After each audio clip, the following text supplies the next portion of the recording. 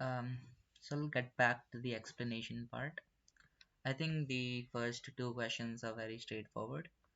I'll start with the third problem and I'll try to explain the fourth problem as well. It was a very silly mistake that I did in this problem. Otherwise, I think I would have got a pretty good rank. I think the accepted solution. Oh my god. So yeah, again, I'm expecting my rank to be somewhere around 500 or it could be more because I have got one penalty at 43, so I'll have to wait till 49 to actually have a say. Currently it's 221, which would have been way better, but unfortunately, um, it's not going to end this way. But yeah, it's fine. I'll start with the third problem. The first two problems are pretty easier.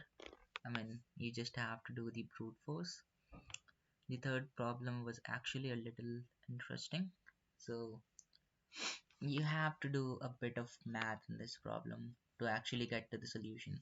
So in question, what was given to us is that we are given an array nums of length n and a positive integer k, and a subarray of nums is considered good if the absolute difference between its first element and the last element is exactly k, right? So what we have to do is we basically have to pick a subarray from the array, which would look something like this, starting from ith index ending at jth index, and it will be considered good if the absolute difference between the two indices, the value at the two indices, is exactly equal to k. Now, among all such subarrays, we have to return the subarray which has the maximum sum, right? So, I think initially one would say this is a very tricky problem because one way to solve this problem is just doing the brute force. Just go around all the subarrays in n square and figure out if it follows this condition, and if it does, then mm, consider the sum, and out of those sum consider the maximum one. But in this problem, the trick was that you have to the hardest part was that you have to do it in order of n, because the n is 10 to the power 5. So I'll tell you what exactly was my approach here. So just to make it more clear, I want you to consider this subarray, right? Now let's say I'm at 5, right? I'm at 5. Now I want to have a subarray such that the absolute difference is equal to k. Now for that, what elements would be this 5? I'm considering 5 to be the AND index of the subarray, the j, right? So let's say j is pointing at 5 and I want I to point at one of the element which occurs before 5. So it's going to be one of these. So according to question, the absolute sum is going to be k, absolute difference is going to be k. So what are the candidates for the starting position if I'm fixing j to point at 5? Yeah, right, it will be 5 minus k and 5 plus k, right? So if I had an element which was equal to 4, that could have been our starting index, or if I had an element which was equal to 6, that would also have been the starting point for the subarray that we're going to consider ending at 5, right? So those two are only possibilities that we can have. Now to actually calculate the sum, what I will do is, let's say for 5 the candidates were 6 and 4. Now we only have to consider before 5, right? Because we are traversing from left to right. So before 5 I figured out that there exists one 4, and how do I calculate the sum between the two? What's the way to do it? What we can do is we can actually store the sum of the whole subarray. We can keep counting it and store it in the map. And then let's say if we found 4, so if to find the sum of this subarray, what I can do is I can take this sum and subtract it from this sum. And because 4 was subtracted, I'll have to add it back. So one way to do it is this way, right? So I can calculate the sum of the subarray using this technique, right? So let's say if the end index was 5, let's say k was equal to 3, then the starting index could have been 2, right? So to find the sum of this subarray from 2 to 5, what I could have done is I could have calculated this prefix sum and subtracted this prefix sum and then added 2 back, right? So that's the way to calculate the sum of the subarray. Now one might counter saying that there's only one 2. There could have been multiple 2's in the subarray, right? Which are occurring before 5. So what among them do I have to consider? Do I have to consider all of them? In worst case, all of these values would have been equal to 2, right? But I don't want to consider all of them. And inside the array as well, the numbers can be negative. So what do we want to do in this case? So what we can do is, uh, now the idea is pretty clear. We want to take this sum, which is the prefix sum till 5. We'll keep running some variable, and we have to subtract the sum till 2. And we are storing these sum in a data structure, in a map data structure. So to I think if I had a pen and a paper, I would have been able to explain it much better. But let's try to understand through the feelings, okay, through uh, through my words. So I had 5, I had 2. Now let's say the sum till 5. Wait, let I can actually do something here. Yeah, let's say the sum till 5 was s, right? And I want to subtract sum till 2, right? Let's call it, a better way would have been to write at j is at 5 and sum till 5 is, let's say, j, and I want to subtract the sum till I, right? And I want to maximize this thing. Now sum till 5 is same. Now I can't change this thing here, right? So I have to maximize this thing only by changing this thing. So what I have to do, I have to consider the minimum value of I, right? That is the way, true.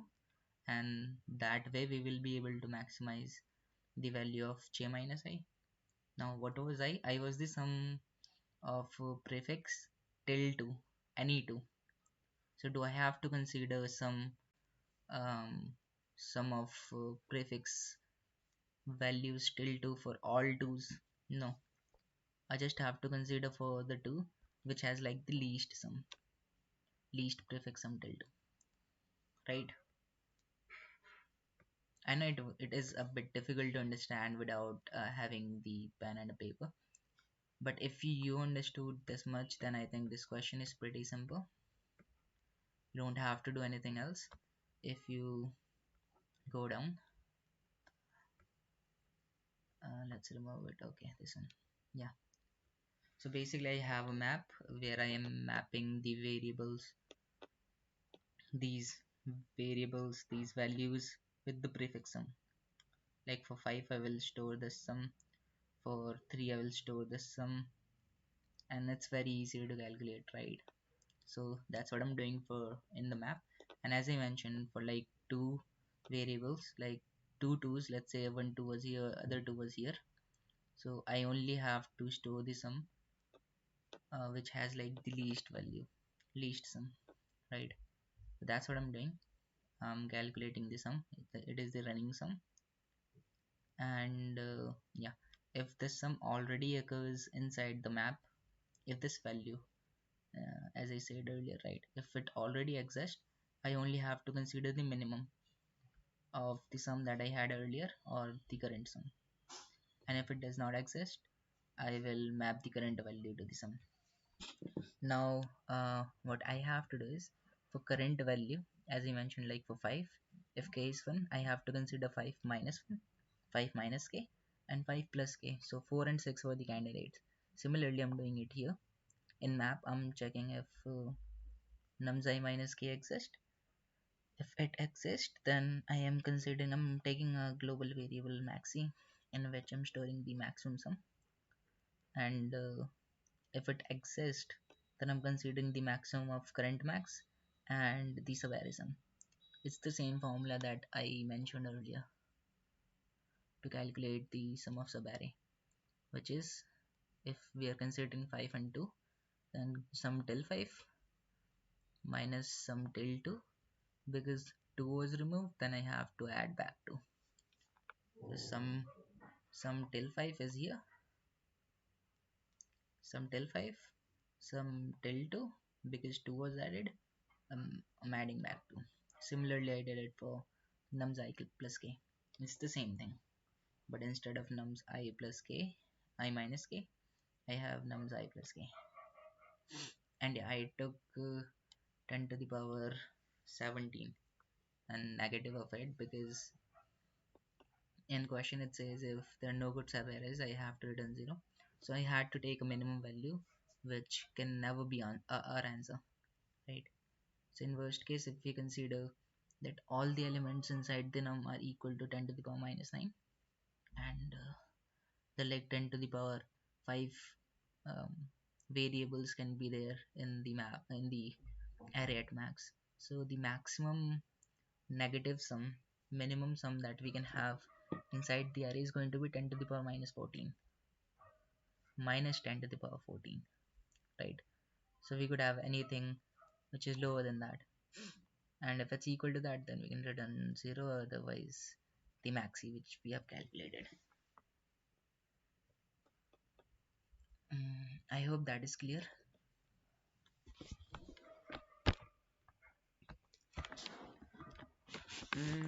Let's see if our rank changed, or is it still the same. I think it will change. And my battery is dying and I'm too far away from the charger, so I'll try to explain this question, this last one, faster. Yeah, so this one, honestly, this is pretty straightforward. There's not much that you had to consider in this one. I was trying to complicate it by relating to one of the previous question that has come in. Yeah, it's very similar to one of the previous question, but in that problem the n was 10 to the power 5.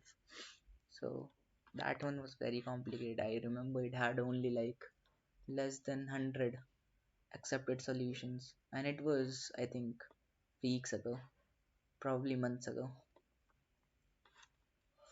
So we were allowed to discuss it. This question became kind of easier for us to solve. I'll tell you what the actual approach is. If you have gone through the problem, you understand that we basically have to pick 2 points, and we have to create a rectangle with that 2 point. Now, in question it mentions that it could be a straight line as well. Like, you have to create a rectangle, but the area of rectangle can be equal to 0 as well, right? So you basically have to pick 2 points. One is the upper left and other is the lower right, and we have to pick them in such a way that there does not exist any other point that lies inside this rectangle or on the boundary, and we have to return the count of such pairs. So One way to solve this question is just consider all pairs and check if um, a pair exists inside or on the boundary of these two pairs. That way it will take us n to the power 3. That's what I have done in the easier version of this problem in question 2. But here it can be done cleverly as well. So um, what you can do is you can basically sort the elements in the array on the basis of any one coordinate. In my case, I have sorted it on the basis of x coordinate. So I have elements in my array which are like in the non-decreasing order of x coordinate. It's always increasing or same, right? So that way, what I can do is I can fix a coordinate. Let's say there are like number of coordinates. Let's say this is one coordinate, 4 comma 4 is another coordinate, 6 comma 2 is another coordinate. So if I said I will fix this one, right? So now I can calculate. Now I only will have to consider next coordinates. I don't have to consider what coordinates come before it, right? Because I'm fixing the top left, upper left, and now I can go towards right and consider each element to be my bottom right and see if that could be possible to do. So if you just think logically, you would be able to figure out that if you fix top left, then the bottom right can only be your answer if the y coordinate in this pair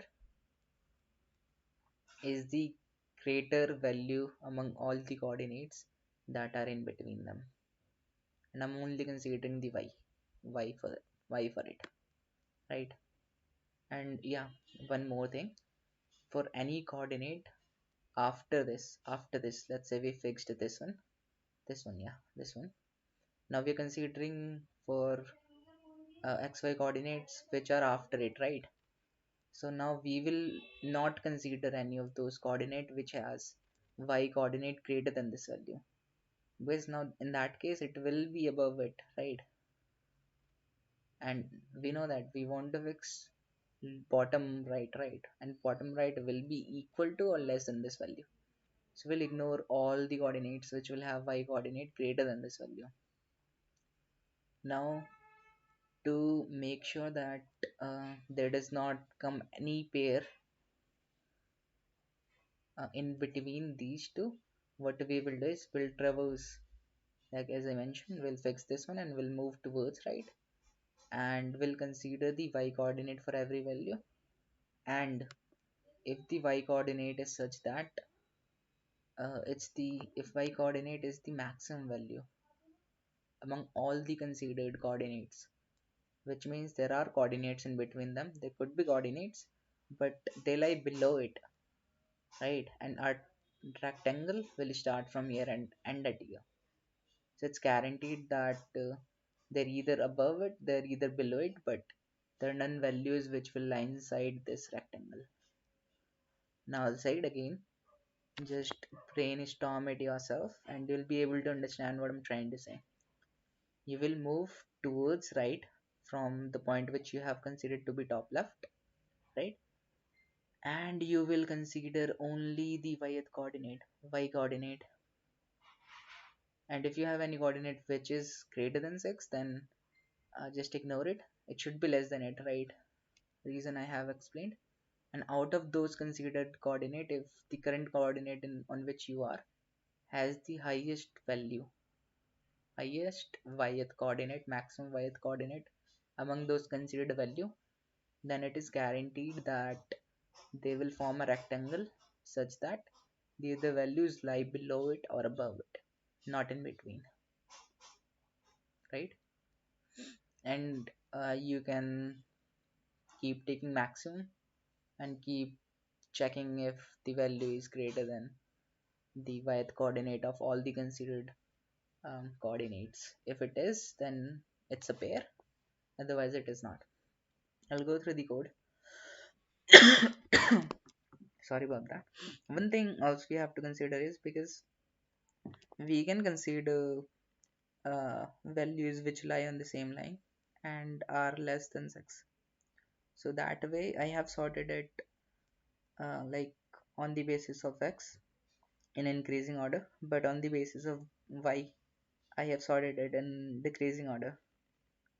Here you can see, right? Because if I'm considering 2 comma 6, there could be another value 2 comma 4, which can also be considered, right?